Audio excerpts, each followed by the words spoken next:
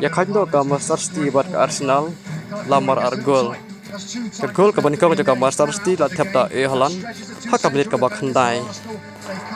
Bat kene gol kan tang ka menit dia. Tang ka menit ka ba arm so kalau Flori ulapan ya khajno pat ya kene ka gol na penta ka Arsenal.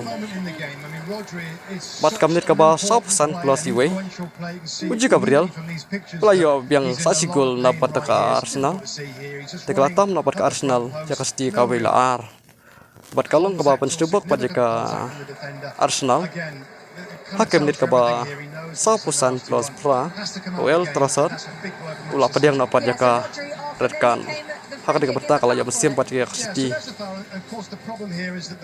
hakaskan hapan ke Master City kalau ya kun do ya kuno wan kan pai ya kan ka siko andre kamnit ka ba kandai po plus pra oje stans ula yo ban pen ya khajno ya kan ka siko na pentaka Master City tekla yo mar argol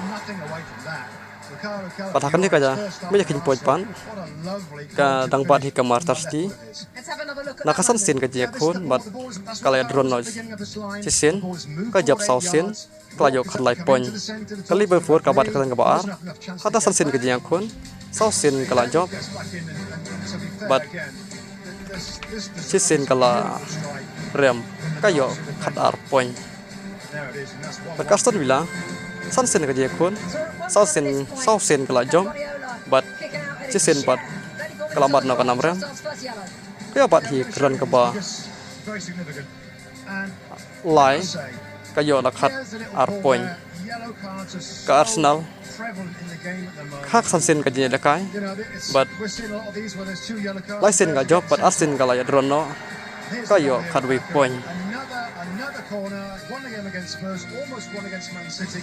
Watch this, gets away from Walker, just gives him a little fake. Really powers into the back post, very strong when you're running and jumping. Look at the two Arsenal players blocking, not fouling, they're blocking the goalkeeper Ederson. He can't react to the ball coming in, and it's another excellent free kick from Arsenal. Just before the break, sent off the Truss on for a second yellow. Yeah, initially we all thought this was for a shove in the back, which we all said was very, very harsh. We found out that it's not for that, it's actually for kicking the ball away.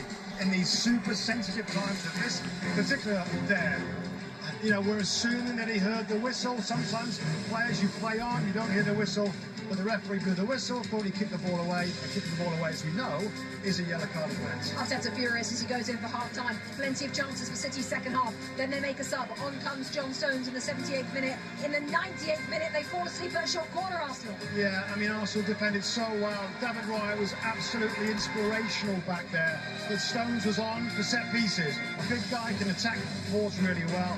There's so many players in there. There's no hint of offside there. And again, they're so close to the goalkeeper now, the Arsenal defenders. If it does just pop to the sky blue shirt, it's so hard to react. And John Stones in the right place at the right time. I just thought Arsenal were getting closer and closer to the goalkeeper, further and further back as that second half wore on. And City finally find a way to get the equalising goal. Wow, what an end to the game. These are the scenes of Chicago. We had